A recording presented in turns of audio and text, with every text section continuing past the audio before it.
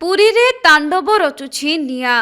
गोटिए पटे मालती पाटपुर बसस्टाण्ड निकट में एक टूरिस्ट बस हुतुहुतु होई जळुथुबार दृश्य सामना को आसीथिबा बेले अन्यपटे पुरी पूर्त विभाग कार्यालय पछपटरे थिबा पुराणा ब्यारिगेट रे निया लागिछि। आउ अग्निकांड एते भयावह रहिथिला जे सारा अंचल रे खेली जाइथिला कला धुआं।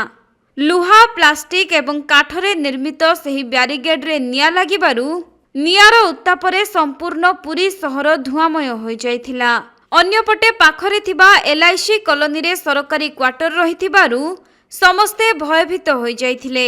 खाली सेतिकी नुहे, न्यायाधीशंको ठारु अतिरिक्त जिलापाल एवं सरकारी अधिकारींको क्वार्टर मध्य सेठारे रहिथिला। तेणु तुरंत अग्निशम विभागर कर्मचारी माने सेठारे पहुंची नियाकु आयत्त करिथिले।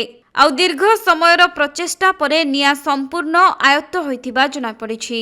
तेबे केही जणे दुर्बृत्त निया लगाइथिबा नै अनुमान करा जाउथिबा बेले अग्निकांडर कारण किंतु स्पष्ट होई नाही।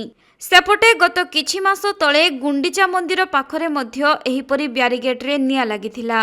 आउ आजि पुणी पूर्त विभाग कार्यालय पछपटरे थिबा पुराणा ब्यारिगेट हुतुहुतु होई जळि जाइछि।